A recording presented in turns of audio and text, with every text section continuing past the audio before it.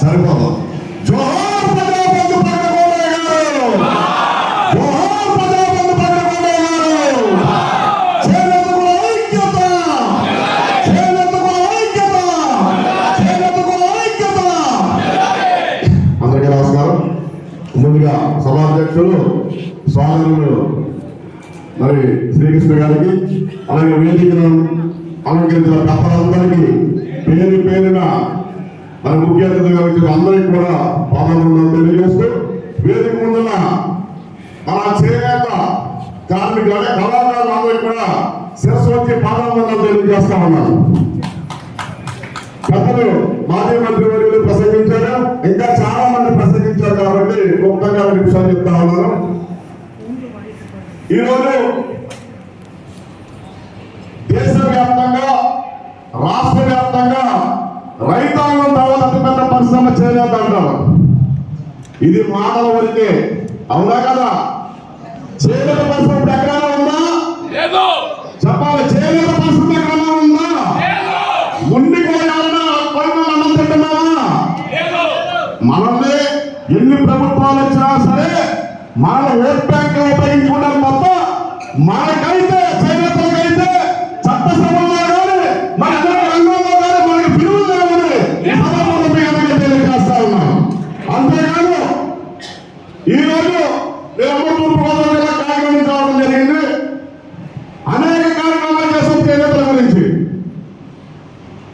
ఇవాళ మరి ఈ రోజు వచ్చేదాల్లో మరి ఎంతమంది మీరు చేనేత మరి మగవాళ్ళు ఈవేళ వదిలి ఇక్కడికి వచ్చారంటే మీరు ఎంత ఆర్యత ఉండే వచ్చారు ఇక్కడికి, అవునా కదా?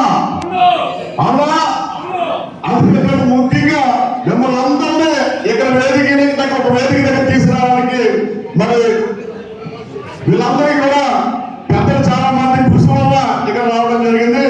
మన పెద్దలకు కూడా చీరాల, అలాగే మరి వేమేశ్వరి గారు, అలాగే ఇంకా చాలా మంది పేరు పేరున వాళ్ళందరికీ కూడా కృతజ్ఞతలు తెలియజేస్తూ మంచి వేదిక ఇది మంచి వేదిక. ఈ వేదిక మనం లాస్ట్ టైం ఆదివారం నాడు కాకినాడలో మరి మిగిలిన 13 జిల్లాల నుంచి విడిపోయిన 26 జిల్లాల నుంచి కూడా ప్రముఖులతో రౌండ్ టేబుల్ సమావేశం పెట్టడం జరిగింది. ఎందుకయ్యా అంటే ఈ రోజు చేనేత పరిశ్రమ అంతసంఖ్య మీద ఉంది, అంటే ఐసీలో ఉందన్నమాట. ఐసీలో ఉంది చేనేత పరిశ్రమ. చేనేత పరిశ్రమ పట్టించుకునే నాలుగు లేదు. మనకి ఎలక్షన్ ముందు వాగ్దానం ఇస్తూ ఉంటారు, ఎలక్షన్గా అయ్యాక మనకు మండి చేసి చూపిస్తూ ఉంటారు, అవునా కదా? అంటే ఈ రోజు చేనేత వ్యవస్థ అస్తవ్యస్తంగా ఉంది, నడిచే పరిస్థితి లేదు. రోజంతా పని చేస్తే 100-200 కూడా తెచ్చుకోవాలని పరిస్థితి ఉన్నాం. ఇవాళ సొసైటీలు కూడా మోసపడిపోయే పరిస్థితులు ఉన్నాయి. నేను ప్రభుత్వాలకు, నేను పార్టీల గురించి మాట్లాడను. పార్టీలకు అత్యధికంగా పెట్టిందే ఈ వేదిక, పార్టీకి సంబంధం లేదు. ఈ రోజు ముందు ప్రభుత్వం, ఈ ప్రభుత్వం చూస్తే సుమారు 200 కోట్ల రూపాయల పరీక్షలకు ప్రభుత్వం నుంచి చేనేత సహకార సంఘాలకు బకాయిలు ఉన్నాయి. తద్వారా చేనేత సొసైటీలో నేత కార్మికులకి న్యాయం ఇచ్చే పరిస్థితి లేదు, భరించే పరిస్థితి లేదు.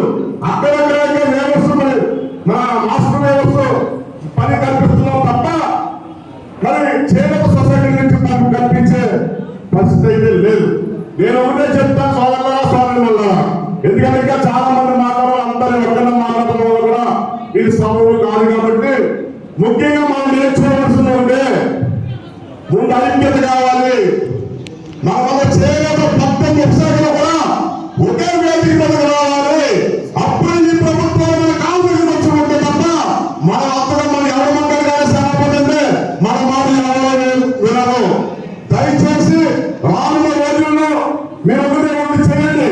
నేను ఈవేళ ప్రత్యేకించి చేరుకోవడం కారణం ఉండే ఈవేళ పరిశ్రమ చూస్తే అస్తవ్యస్తంగా ఉంది, ఎవరు పట్టించుకునే వాళ్ళు లేరు.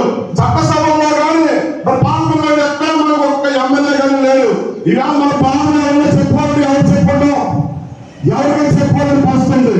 దీన్ని కూడా దృష్టిలో పెట్టుకొని రానున్న రోజుల్లో చేనేత పరిశ్రమ అన్ని కూడా ఒక వేదిక వచ్చి మన డిమాండ్స్ అన్ని కూడా రేపు పెట్టబడితే వాళ్ళ సంస్థ పరిష్కరించాలి తప్ప లేకపోతే మనం ఏ విధంగా కూడా మా పట్టుకులు ఇలాగే ఉంటాయి.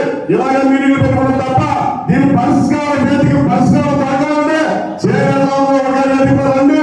దయచేసి మనస్పర్ధలు పెట్టుకోవద్దు. మన పెద్దలందరూ ఉన్నారు కాబట్టి ఎందుకంటే ఇంకొక విషయం చెప్తా ఉన్నాను. ఈ చేయాలలో సుమారు 90,000 మంది ఉన్నారు. మంగళగిరిలో 50,000 మంది 70,000 మంది ఉన్నారు. మనకి రిజర్వ్ సీట్లు ఆ సీట్లో కూడా మనకు అవకాశం లేకుండా చేశారు. చేశారా లేదా? చేశారా లేదా? పరిస్థితి ఏంటి? ఇలాంటి చేయాలంటే మన అత్యంత ఓడిపోయిన నియోజకవర్గాల్లో మనం పట్టుకుపోతాయే మన పరిస్థితి ఎలా ఉంటుంది? మనం చేసే మామూలు దయచేసి నేను ఈ రాజకీయవాది కాదు కాబట్టి నేను ఎవరితో చెప్తాను, మీరు రాజకీయవాది కాదు, దయచేసి మన్నించాలి. మనకి ఏదైనా సరే మన కోరికలు తీరాలంటే మనకేదో మనకు చేరుకు మంచి జరగాలంటే చట్టసభలో మనకు అవకాశం ముందుకు అవకాశం కల్పించాలి. ఏదేమైనా సరే మనం నగ్గకపోతే ఓడించాలి కాబట్టి పనిచేస్తాం. రానున్న రోజుల్లో మన అభివృద్ధి 50 అసెంబ్లీ సీట్లో మన ఇండిపెండెంట్ గా చేసి అవసరం ఓడిస్తే అప్పుడు మన సొంత పరిస్థితులు సమర్పంగా తెలియజేస్తా ఉన్నాం. ఎందుకంటే మనం నెగ్గుతాం నగ్గకపోతే పక్కన పెట్టండి. మనం చేయడం చెర చూపు చూసేవాళ్ళని పొంగులో పడే పరిస్థితి అయితే తీసుకురావాలని కోరుకుంటూ నాకు ఈ అవకాశం ఇచ్చిన పత్రాలందరికీ కూడా ధన్యవాదాలు తెలియజేస్తాను. అంతేకాదు మనకి డిమాండ్ చాలా ఉన్నాయి. మీరు ఆ డిమాండ్స్ మీరు చెప్తారు కాబట్టి ముఖ్యంగా చేనేత పరిశ్రమకి ఆత్మహత్యలు ముడిపడింది. ఇవాళ ఆత్మ